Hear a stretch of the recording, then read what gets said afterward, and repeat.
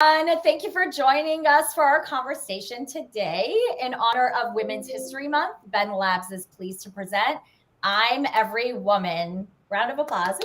Woo! Today's conversation will center around professional growth while confronting and taking on life's major challenges, all from the perspective of women. Not to say men don't go through their challenges as well, of course, but today we're really focused on looking at all these challenges through the perspective of these phenomenal women joining me today. So I have an amazing panel joining me today. They're all accomplished and aspirational in their own right. So please welcome Sarah Schrody, Head of Entertainment and Influencer Marketing at General Motors, Latoya Shambo, CEO and founder of Black Girl Digital, Jen Buckmaster, Head of Entertainment and Music Partnerships at Microsoft, and Yvonne Humphreys, Director of Brand Marketing at Benjamin Moore. Hi, everyone. Hi. So I'm so excited to have this conversation today. To be quite candid, this is a bit of a cathartic conversation for me. I feel like this is the type of conversation that I really would have loved to hear and be a part of. Especially as a young professional, figuring out my life from a personal perspective, from a professional perspective. I think, a lot of times we look at, amazing women leaders and we go, they have it all figured out. They're so put together. They just know everything. I'm sure they have no troubles at all. But the reality is you never know, the battles that people have battled, the ones they are currently battling. You just don't know, what really is going on behind the scenes. And I love that we are starting to have more of these open and honest conversations. I really do feel like in the last few years, we've started to really peel back layers on humanity as a whole. And in the professional sector, we've seen that starting to take hold where we're really, paying more attention to, what is happening in people's personal lives. What are they going through? How can we help them? How can we empower everybody to be and do their best? So today is all about, let's pull back that curtain. These are all accomplished, amazing professionals. But, today I really want to dig in with them on their personal lives. So, my wish is that with this conversation, we give hope to those going through a difficult time right now. We help, those listening feel less alone, with whatever they're battling or going through. And ultimately, I hope that we can empower those listening, knowing that, they can handle any challenges that come their way and still achieve their goals and their dreams. So let's begin. All right.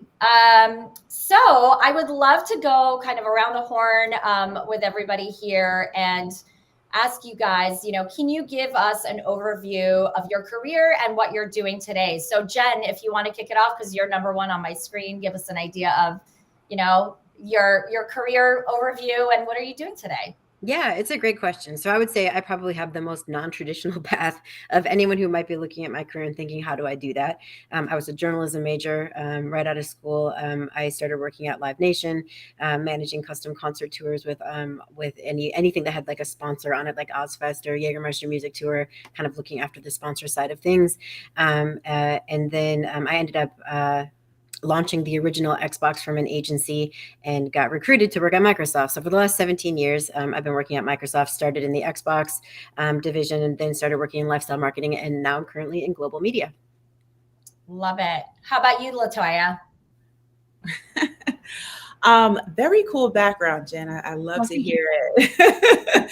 I actually thought I was going to be an A&R, to be honest. I was in a singing group many, many years ago in middle school, high school, and realized I had stage fright and wasn't going to work for me.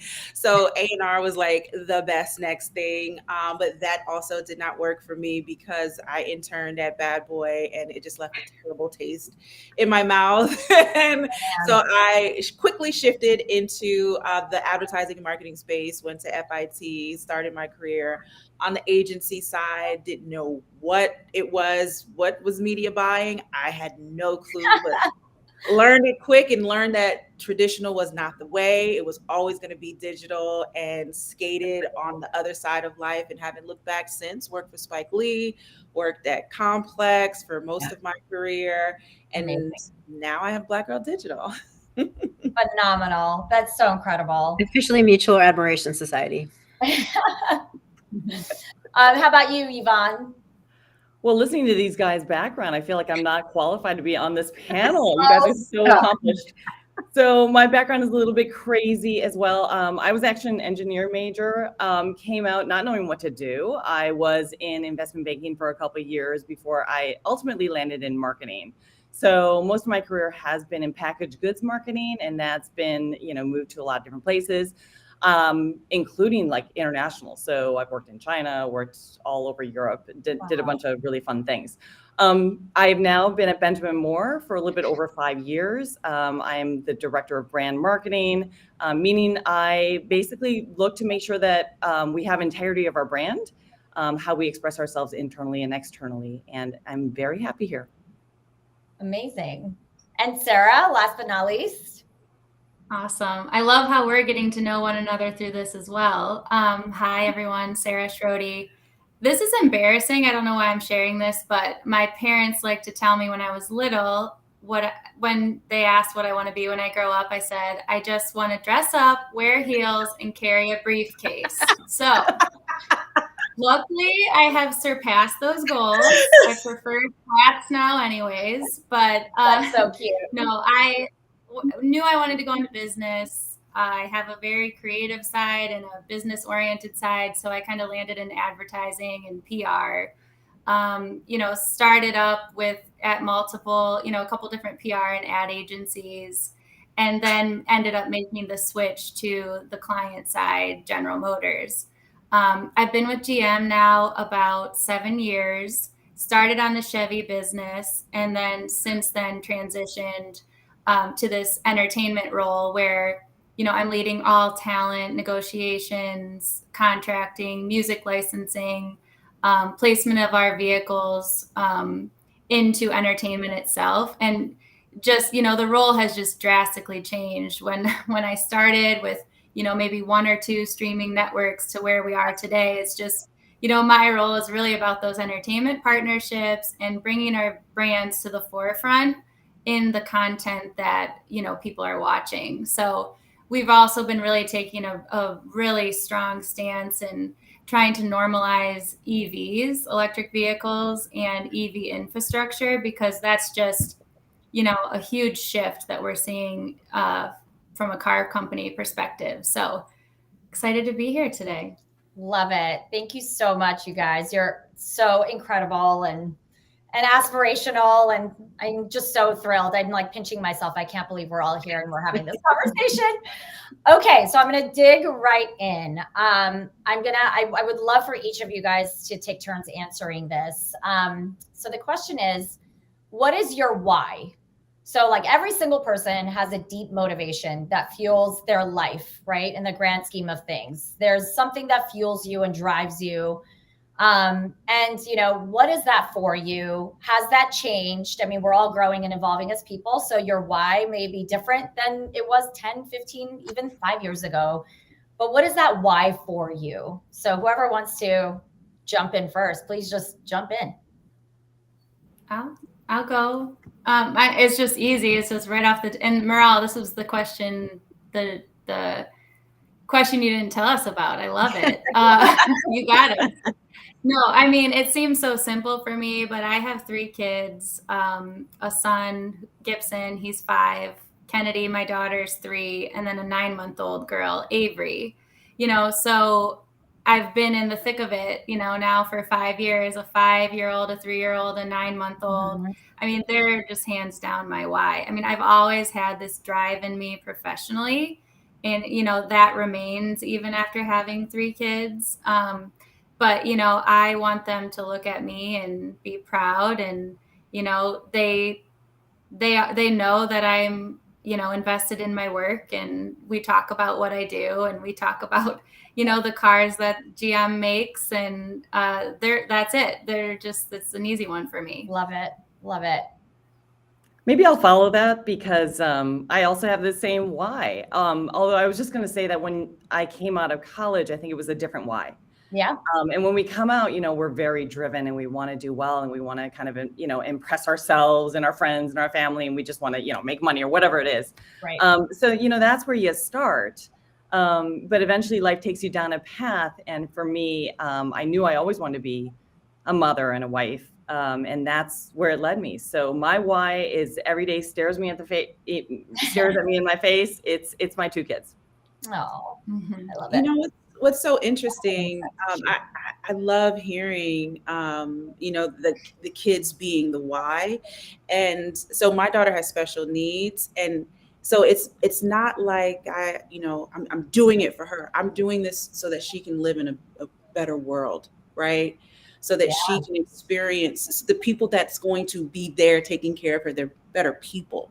My why is like, I understand that my impact is so much greater than just one thing. And I'm always driven in my purpose. And my purpose is to inform and educate and make sure that, people understand what it means to show up and be their best. Because the more people that show up and be their best in the world, now my daughter has a better place to exist and grow up in. And that's why I do what I do, and even the people that work in my agency, I'm like, y'all just show up and do your best every day, because if we build a great company, a great organization, your kids can come here and they can intern here. They too can then learn from here. And that's why I do what I do every day. That is so beautiful. Oh my gosh. Go ahead, Jen. I was just going to say, I feel slightly less altruistic. Of course, everything I do is hopefully making my family proud and giving them a good role model. But for me, like, my driving motivation is like, I want to feel proud of what I do, and I want to be constantly challenged and excited. I think I've been at Microsoft now for 17 years. Feeling good about what your company represents and how that reflects on you, and feeling like the work that I'm doing is important and meaningful to the organization. But all in all, I think making sure that the things that I'm doing have some sort of impact, and that makes me holistically feel happier. And if I feel happy and good, then I'm my best self at home too. So I think just making sure that everything that I'm doing has sort of meaning and purpose. If it's taking me away from my family, it better be really important. It better be purposeful. Yes, it better be purposeful. Yes, 100%. Jen, are you tearing up a little bit? Are you wiping? No, my eyes are watering. Sorry. I'm just kidding. I'm tearing up. To that part yet. Talking, so I was like, I'm not misty yet, but I will get there. My daughter's also type 1 diabetic, so I hear you on, sort of having those extra challenges at home. My daughter's pre-diabetic. I know we're not here yet, but and it's so funny. The teacher, you'll see me kind of look down at my phone, but her teacher just texted me and was like, she was shaking a lot over the past blood sugar. And I was like, it's her blood sugar. And I took her to the doctor, and they're like, oh, just kind of watch. And I'm like, there's something more. You're not seeing little tremors. I see it every day. And what people don't see is we have these crazy stressful meetings where we're on a panel, but we're still like, making sure our commitment to our family is being taken care of. Like, is there an urgent thing happening? Like the multitasking that happens in sort of a working mom's brain. It's like, somebody should study that. I say being your best self, and then also making sure that you're keeping all the lights on is very underrated. 100%. I got a call from the school nurse earlier too. So I was like, it never ends. It just never ends. Thank God for school nurses, though. Can we just say that? Thank God for the people that watch our tiny humans for the 8 hours in a day plus. Like, if I could throw a party for all of them, I really would. Like, I don't even know how my life would be if we did not have them. Even when during the pandemic, when her school went back to school, yeah. Thank you. You need to trust the people that are with them all day long. We could have a whole nother panel on pandemic and how we got through that insanity. And we're still dealing with, the repercussions and the byproduct of all of that. So very real. And maybe we'll get to a question on that later. Another surprise one. So with that, I am going to ask you guys, has there, and you were already kind of like touching on this, right? So have you experienced a life-changing event or events, obviously in the past, whatever, several years or several decades, especially as like, a working professional that, you encountered this huge obstacle in a personal, from a personal perspective. How did you navigate that while still, meeting the demands of your career? So whoever wants to jump in, just jump in with that. And it doesn't necessarily need to be a negative challenge. It could be just any challenge. It could be any big life change that you were like, holy moly, how do I juggle this while trying to like stay sane and focus and be a good productive employee or, businesswoman? Like, how do I do both of these things and, juggle it? So I'll jump in. I'll take that one. So on my side, I think we had just been sent home in March of 2020. And I was like, oh, we'll be home for like 2 weeks. Like, this will be no big deal, just like everybody else in the world. But having to school our kids from home, I have 3 older stepkids and a 13-year-old. She was 10 at the time. And she was really struggling with that and having, just like every other mom, having to keep her busy and motivated. We moved her desk into our loft so like I could literally be next to her while she was doing school. That was just super challenging. I'd never had my attention diverted before. When I went to work, that was my sanctuary. That's where I got my work done. Nobody asked me like, can you make me lunch? I mean, maybe somebody did, but not usually. But having to stop and make sure that you could prioritize those pieces. My husband was working from home full time. The dogs were barking when there was meetings happening. Like, it was so overwhelming. And then in December of 2020 is when my daughter was diagnosed. So dealing with like a significant medical challenge on top of everything else that was going wrong in the world, and then also trying to be your best self at work and be motivated and on top of things. Like, I think that's probably the first time I ever felt like I might be hitting a breaking point. But luckily we worked through it and everything was, sort of sorted out. But it took about 6 months until like I felt like a normal, capable human again. Jen, let me just follow up on that. How did you, like, in that storm, how did you cope with that? How did you, like, I don't know, how did you pull together the strength to be like, okay, like I got to focus on this, and like, how did you get through it? And you could say, I didn't. I was breaking down every day, and that's totally fair. But like, what tools did you lean on, or who did you lean on to like just help pull you through that really, really challenging time? Yeah, I mean, there's a couple of things, right? Like, something that we talk a lot about at work is like, you can't teach grit. Like, either you are a type of person who's going to buckle down and who's going to get things done and can work through the perseverance, or you're going to crumble, or somewhere in between. It's something ingrained in me. Like, I don't know how to quit, which is both good and bad. But in the immortal words of my very wise husband, he said, it's amazing what you can do when you don't have any other choice. Now I might be tearing up. Oh my gosh, I need like stop me right away. But I think I just didn't see any other way through it. Like, we had to go through it in order to get to the other side of it. And some days really sucked, and some days I may have given like half an answer, and not as much as I'd hoped I could give 100% at work. But that's life. You do the best you can with the circumstances you have. Yeah. Amazing. Thank you. LaToya, I feel like you're about to jump in as well. So, I mean, there's been a couple of like defining moments in my adult life. But I'll say like the one that stands out the most is when, the power of your mind, I don't think people really understand how powerful your thoughts are. Oh yeah. And when I was pregnant, I thought to myself a lot, I was going to be alone. Like, I was like, I'm going to be alone when my water breaks. I'm going to be alone, and I'm actually it's going to break during traffic during rush hour. And that is exactly what happened. My daughter's father. My mother had just left, my father, everybody, I was just alone. And I was like, oh, there's my water broke. Okay, cool. It was rush hour on a Friday, traffic to the place, whatever.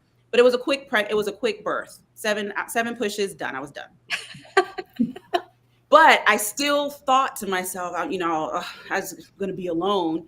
And I kid you not. So 5 days after I gave birth, I was hit by a car while crossing the street with my daughter in my hand. Oh my God. We're fine. We're fine. Oh, We thank God. made it. We survived it, right? Wow.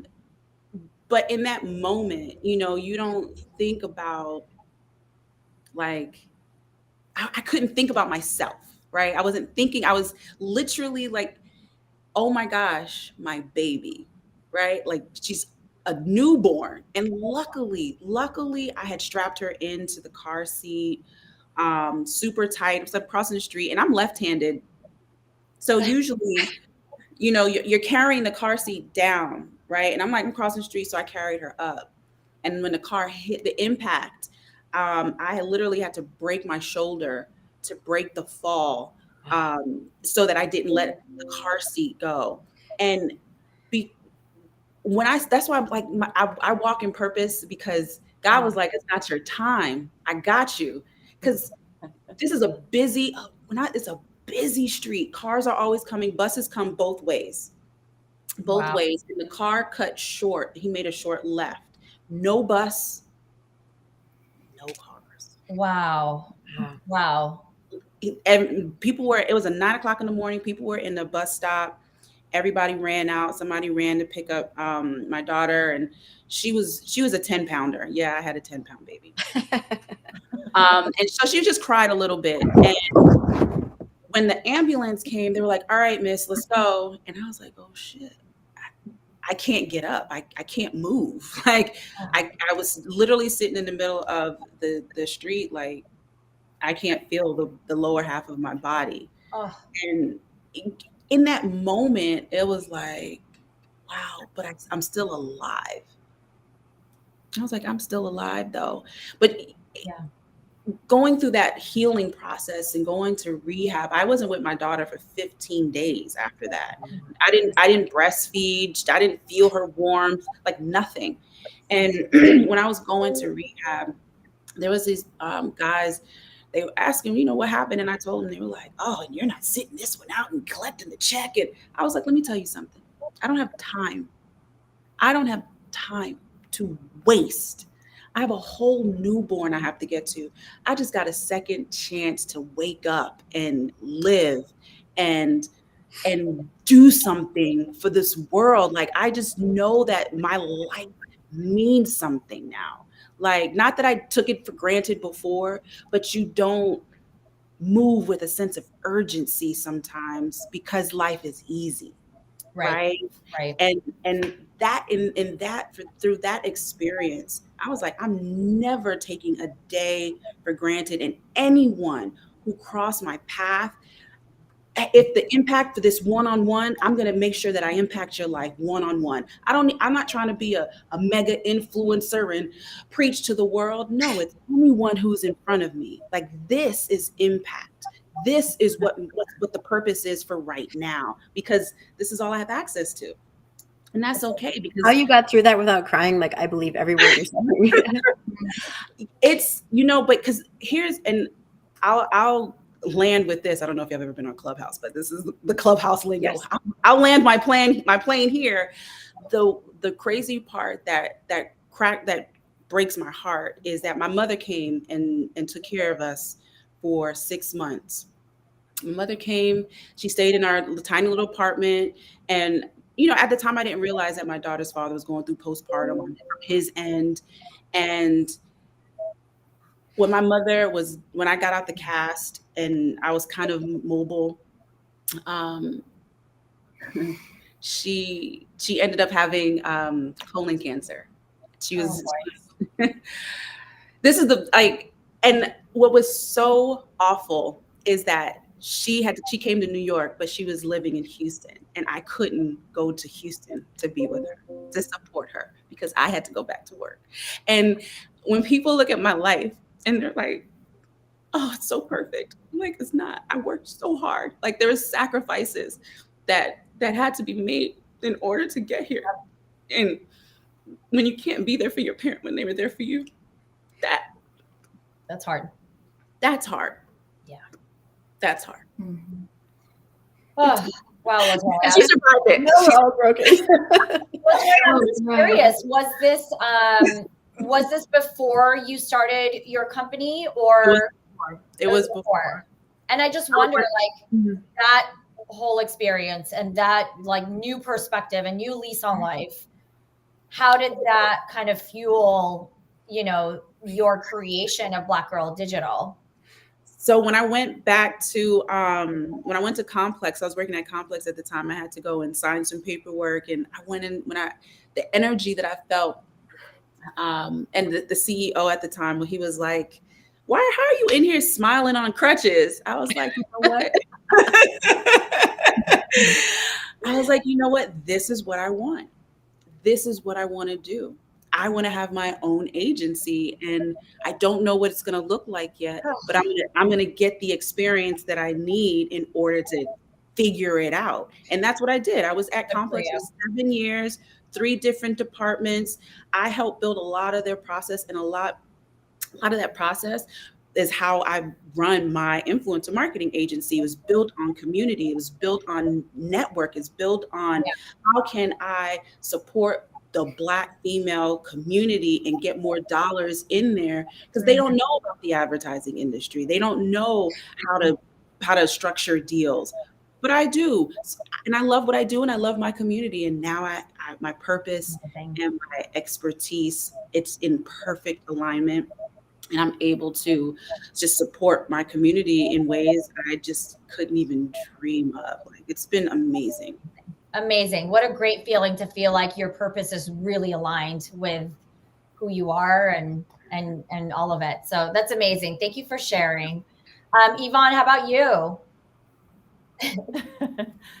Okay. Well, it was really funny because you asked the question, what's a life-changing event? And I was thinking, well, which one should we go with? Because there's many. All fair game. All of us have experienced COVID. That's been just brutal. So, and I was like, do I talk about 9/11? Because I was actually between the buildings when the first plane hit outside. And I was fully pregnant that time. So there's that event. And then about 10, I had breast cancer. So maybe that's the one I should talk about. But believe it or not, those aren't the ones I'm going to talk about. I'm going to talk about 4 years ago, my husband was diagnosed with brain cancer. He was 50 at the time. We just celebrated his 50th birthday.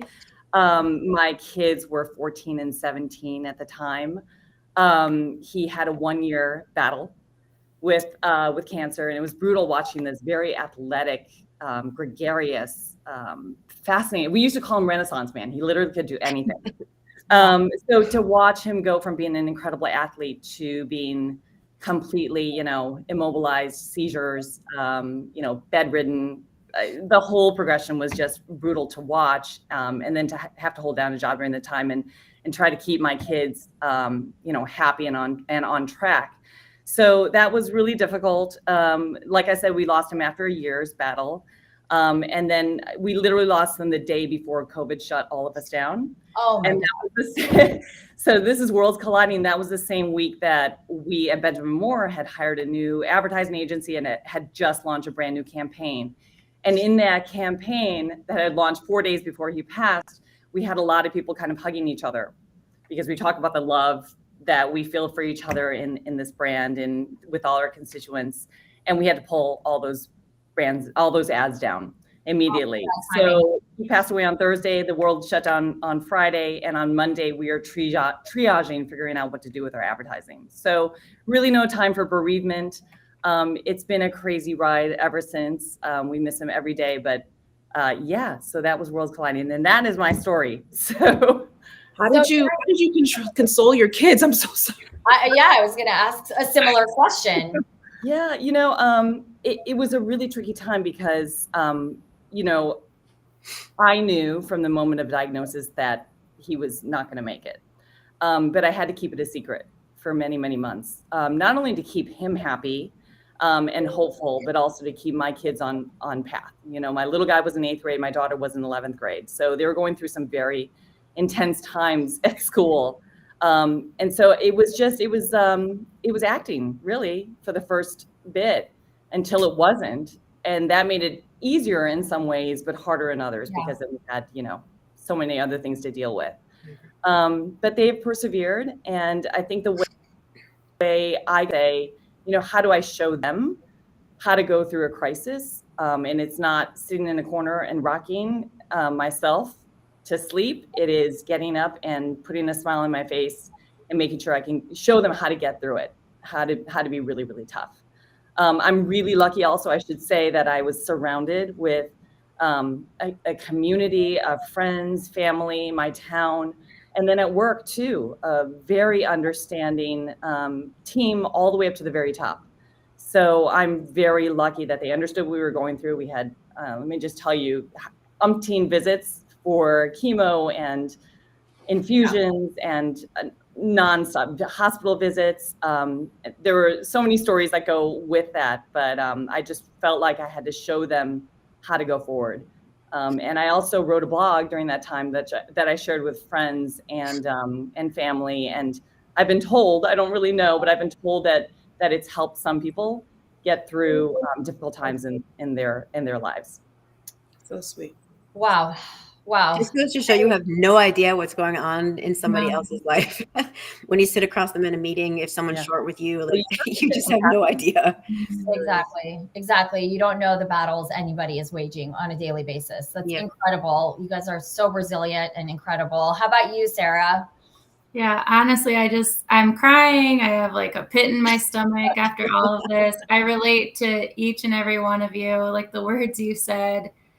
I mean, the one I was going to talk about is just my dad and his cancer diagnosis. And I think, cancer just hits way too many of us.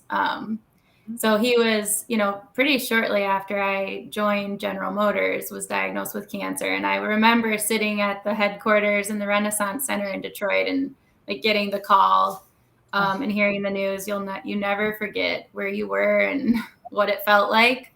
But yeah, he had a short battle too. It was under 2 years.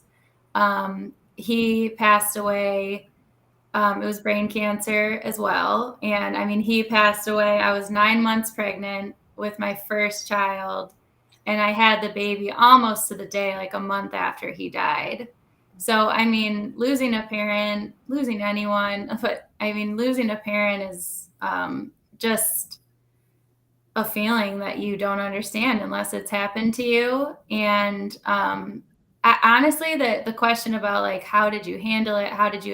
I don't even know how I handled it or how I got through it because, and Yvonne, to your point, it was like, I felt like I had no time for bereavement. My company was great to me. I was able to just, take a little time off, and I guess I did lean on work as a way to check out of things. It was like I could, walk in the door, and for maybe a couple hours of the day, it was like I wasn't thinking about it every second of, the day.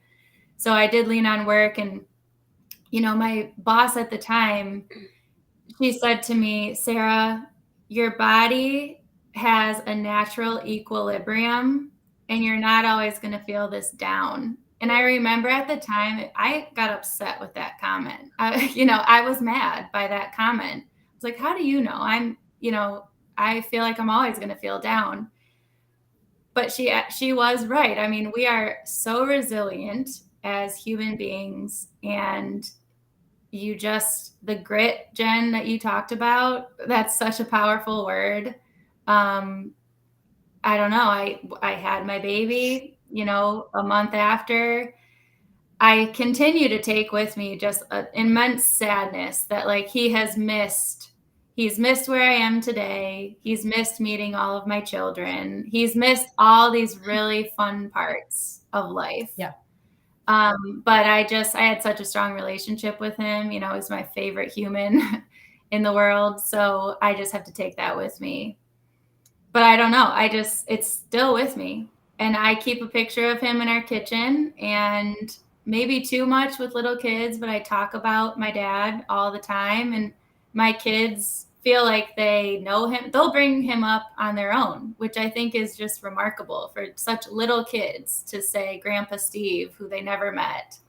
But that's the way I'm going to deal with it, is just keep talking about them. And You should have told us to bring Kleenex, Merle. We did talk about that earlier. Like, looking at my box, it's on the other side of the room. I'm not going to go get it now. Sarah, I very much relate to you because I lost my mom to cancer as well. And, my kids were so little. My little guy never even met her. But similar to you, like I have pictures of her everywhere. I talk about her all the time. I'm like, oh, this was her favorite song. This was her favorite movie. And similarly, my kids will just bring her up. And they'll be like, oh, did Mima like this? Or yeah, she liked this, right? Or, so that's all you can do is just, we learn to, we carry that grief with us now. It's just a part of you. And there are times, right, where sometimes like everything's fine. And then sometimes it just like washes over you out of nowhere, you would think. And you're like, oh my God, where'd that come from? And it's just, but it's a part of us now. And, we just carry that with us. But yes. Well, I don't know if you were going to bring this up, but since we are women talking about this, I would love to just hear other people's perspectives too. Because I think being a woman and having these crises is even more difficult. Maybe I'm just being too traditional, but I kind of feel like with women, we are the ones that carry our children, literally. For you, Latoya, we carry our children. We are expected to be fantastic homemakers, and now in this world, we are expected to be phenomenal professionals. And then on top of that, we have these traumas that we have to be the one holding everything together. Yeah. And so I don't know. I just felt like the weight of the world on me that I just couldn't express and didn't know where to go for support. I'm just kind of curious if I was the only one. Yeah, 100%. There was an interesting statement that you had made. I wanted to bring up, and this is the perfect time to bring it up. Yvonne, is you said you were looking forward to being a wife and a mom, right? And I didn't. I was looking forward to being a career woman, right, and just building my career. And so with that, like just understanding the different perspectives of what weight was expected of us, right? In my Caribbean household, is just go to school and get a job, right? Just go to school, get a job, don't get pregnant, and so the weight of the world for me was like, all right, let me just go out and do something and be the best. I had to. There was nothing really expected of me. Nothing was expected. I was expected to just be average, and I had to find it within self to be above average, to skip this mediocrity, level. Right. And I'm curious for cultural differences, if the weight of the world of being a woman was different based on your cultural background and your experience. Because again, it wasn't the expectation is to go be a mom and be a wife. It was go make your money and not rely on a man, because you see what I'm going over here. Like is a very different type of cultural upbringing, you know what I mean? And I think looking at it from that intersectionality perspective, it really makes a huge difference. Yeah. I just feel like my response to that, I just feel like it was expected of me to be perfect at everything: career, education, career, wife, mom. I mean, that's just, whether it was said to me or not, that's like what I had ingrained in my head. And don't you feel like even, that's even reinforced through our everyday and through the culture that we're surrounded by, is like, be, this amazing, accomplished professional, but then like have all your, together at all times, and look good and be healthy and make sure you're exercising and look fabulous. And, but all the while, making sure that you're not dropping the ball on like doctor's appointments. Are my kids eating broccoli? Like all of it. It's like, it's maddening, right? But I think it's definitely like time, bandwidth, mental load. I mean, there is definitely more of a an uneven distribution of all that stuff on like for women than there is for men. Like women definitely, and I have a very, very supportive husband who helps, and he's just phenomenal. And I can't praise him more, but like, no matter what, I think the mental load of motherhood and being a woman who's running a house is just, it's just different. It's not the same. So yes. So we definitely feel it for sure. I love it. Okay. Anybody else have anything to say on that topic, or? No, we're all tapped out. Okay, great. I'm all cried out. Well, kind of along those lines. So given where you are at now, how are you balancing growing your career? And, you know, I think I'm sure everybody is still, you know, on the path to growth and wants to achieve more. So how are you balancing growing professionally with everything else in your life? Like, how are you making time to balance those things? Are you able to balance? Is that just a hoax? Like that doesn't really exist? Absolutely a hoax. Balance does not make sense. There's no such thing. What are you doing to try at least? I live and die by my calendar. 100%. No, I'm going to be totally honest. A couple of weeks ago, because I have my youngest is 9 months old, I was laying in bed Googling, is it possible to be a working mother and have 3 children? I turned to Google for everything. But obviously I didn't get any answers. You know, obviously I did not get the answer, but it's like, you just do it. I take it all in. We try to do it all. My husband and I both, like, we both work really hard. We have our kids like signed up for everything, every activity before they probably even should. They're so little, but I mean, we're just, I don't know, trying to tackle it all. I don't know if we're going to be able to do it. We'll see how that works out. But I feel like I'm still pretty new in the game with, you know, just having my 3rd this past year. You know, we're all still trying to figure out how everything works. Yeah, I can't imagine juggling a 3rd kid. My husband used to say, well, we can have a 3rd and I'll see you in 5 years. He's like, no way. But, you know, I was just going to say that I think sometimes I feel like I just do everything kind of shitty. And it kind of takes turns, right? So you can't do everything well. So some days I look at my house and I'm like, oh, I got to vacuum because there's like a dust bunny that's going to follow my dog. Or, you know, I get to work and I'm like, oh my God, I'm behind on this. People know this. Anybody who's going to tune into this who works with me will know that I'm always saying, oh my God, I'm behind. So I can never do everything perfectly, but I try to forgive myself a little bit and just do a little bit of every water and try to do as good as possible. I'm sure, you know, so many of us are used to being, you know, oh, we have to be straight A students. We have to do all this stuff. And there's that pressure, but I'm kind of giving myself permission to not do that. I don't know how anyone else feels, but I feel like just working during this time, we're still kind of working from home at Microsoft, which is amazing. It gives me a lot of flexibility. And I feel like I see my family more than I ever have, but I feel like I work at least 4 hours a day longer than I did before. Like I don't have a commute anymore. Like if I go downstairs to get lunch, I feel like, oh my gosh, like what am I missing? I heard my email and I was like, sure, it's okay. Like, I'm allowed to eat lunch. But like creating that separation so that you can feel like a normal human being. And like I sometimes I have doctor's appointments and like there's no longer any grace. Like if you don't respond to someone's email within an hour, like there'll be a follow-up. Like people expect that you're sitting in front of a desk and that you are laser focused. And I mean, I've always felt pressure just because of the nature of my job, but like I've never ever felt this degree of pressure.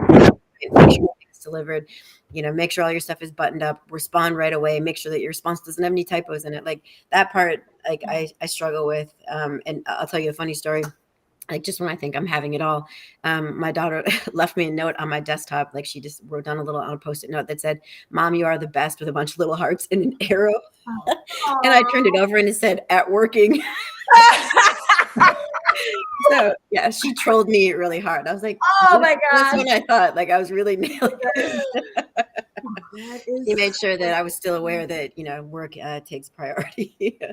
That's hysterical. I mean, Oh, a lot of people don't know, and I think people are starting to know, but I still have a 9 to 5 in addition to running a major agency with a team of 10 and my child. So again, the balance thing, it doesn't really work for me. It's more about what needs to get done today right. and what can wait tomorrow, Yeah. and also my daughter has a learning disability, but she is very comprehensive. So I communicate with her like, look, this is the deal. This is what's going to happen today, and when I'm in a meeting, she knows, okay, I'll be quiet, mommy. I'll be in my room, mommy. Like we communicate to the best of our ability so that I can get what I need to get done so that I can get to her. Like she understands that trade-off, but there are some times where I'm like, man, the company I work for is a Japanese company. So I'm meeting with people in Japan at 7 p.m. at night is like, so now I'm like, all right, I'll make sure I have dinner done by 6 so that so that we can eat at 6:30 and I can have this meeting at 7 and she's not, Mm-hmm. in my ear, mommy, I'm hungry, because she's very much mommy, I'm hungry all the time.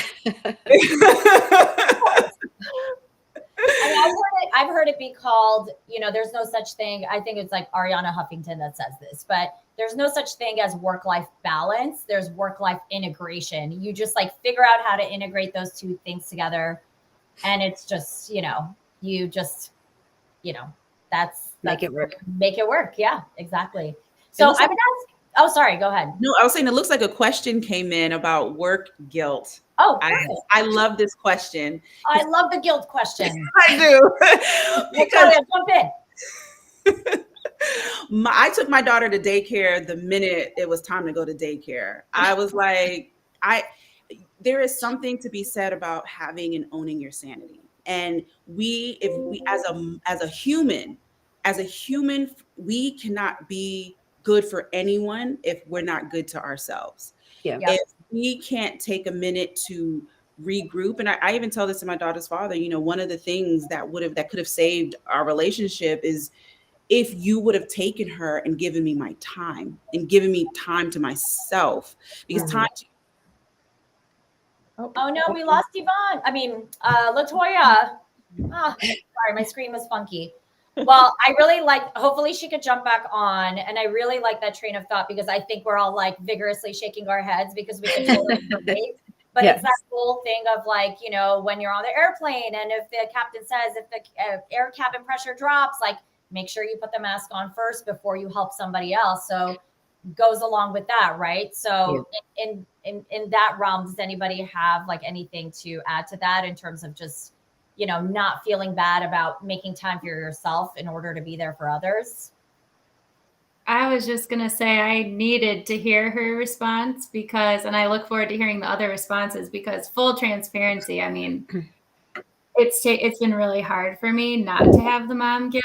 I'm constantly like, oh, I'm sending my kids away to spend the whole day with someone else. I should be doing that. Like they're only young once. I have those same things. I mean, and I think the guilt for me has improved now the third time around. I was saying, Latoya, I need to hear your response because I have that immense mom guilt that I said as I've had more kids, it slowly goes away. But to your point about taking the time, I've really tried to ask for more help, like became part of a ladies golf league, started playing tennis. I'm like, okay, I just need to have a couple things that are for me because I'm allowed to, 100%. But you finish and we don't want to cut you off. Sorry, again, my internet is so ghetto and it's not set up yet properly. So I'm like hotspotting it. She's in the middle of moving everybody. I'm in the middle of moving. But just to kind of wrap it up, it's so important that you do what makes you happy. You do what makes you feel good. Your kids will love you unconditionally. Your kids will always be there for you. And you can be such a better person to them when you feel good. Because when you're sad, when you're depressed, when you're in pain because you didn't prioritize yourself, you're gonna give that to them. They're going to see that. They're going to receive that. Like I remember vividly, like my mother would just come home after work and slam her door. I don't even remember having talking when I was a kid. Like, and I try not to do that to my child. You know, I make sure, and I can just any work stuff, I just move it to the side and give her time, because I make time for my, I go to the gym 5 o'clock in the morning or 8 o'clock in the morning. I make time for me. Yep. So that I can have time for her, and I'm not thinking about, oh, I need to do this for me. Oh, I'm not happy because I didn't get to do. Mm-hmm. Make time for you. Yep. It's okay. 100%. Yvonne, I feel like you were going to say something earlier, but I don't know if you're mistaken. I don't remember what I was going to say, but with the guilt thing, I was going to say, well, part of it is kind of self-imposed, right? Like we can decide how much guilt we want to take on. But yes, guilt 100%. Is definitely with everyone. I know when I had my first one, I was working and feeling really, was it the first one? The first one, yeah. I was feeling guilty. So I actually had the leisure, the ability to quit. So I was home full time for 6 years. I was really, really lucky to do that. But I think it's just really important to, like you guys are saying, you know, find time for yourself. It's okay. And I think also companies have changed. I think companies are much more open and understanding of women who are trying to juggle, you know, being a new mom. And I think it's very different than it used to be. So I would take advantage of it. And I think we all can't stop the guilt, but I think it's a better place now. So give yourself permission is what I'm trying to say. Amazing. I know we have another question. Someone is asking, what is advice that you can give to women just starting their careers? Just starting out, and maybe even something, you know, to tack on to that. I don't mean to derail your question, but like, what is something that you wish somebody said to you early on in your career? Like, what's advice that you wish you heard? The best advice I got recently from, actually, I'll steal it from our CFO. You have to separate your work self from your self-worth. Like what you do doesn't define who you are. And sometimes I get very wrapped up in like, oh my gosh, I have to do a good job. Like I want to make sure that like everyone feels like I'm doing the right thing. And like, it really does become how you think about yourself. Like if you fall down on something at work, or if you're like dropping the ball, or if like you're not getting promoted as fast as other people, like what you do is not who you are. Like that has been a long lesson for me to learn. I think we could all relate to that. Yeah. For sure.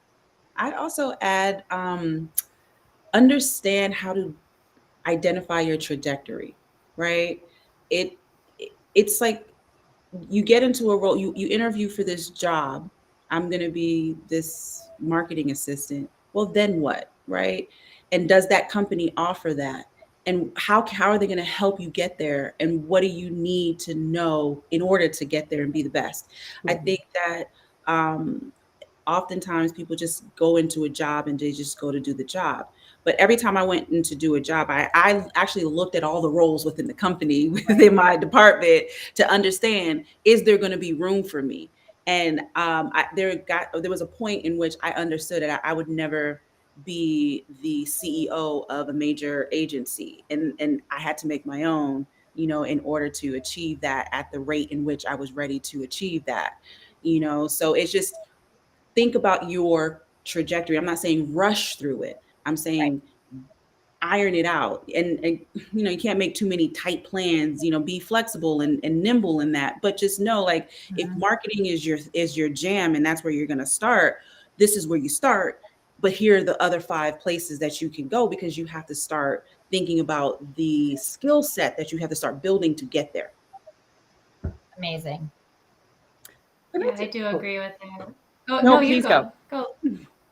No, I do agree with that, is like the trajectory. And, you know, that's kind of what I had to do early in my career at different advertising agencies. It's like taking the right movements at the right time to broaden your skill set is really important as you're starting out, just developing yourself as a well-rounded individual. I mean, I think for me, just the simplest thing of like knowing kind of your reputation within the company. or within your peers or your leaders. Your reputation is just very powerful. And, you know, to Jen's point, like, yeah, you're not all wrapped up in it. It's okay to make a mistake. But your reputation is really defined of Integrity. how you handle the mistake. Like when you win with integrity, that's, you know, one of GM's guiding values. The other thing I was really quickly going to say is, you know, one of my bosses told me, Sarah, sometimes you're just too professional. And I remember being like, what? Are you kidding me? Yeah, I am professional. Like, this is my profession.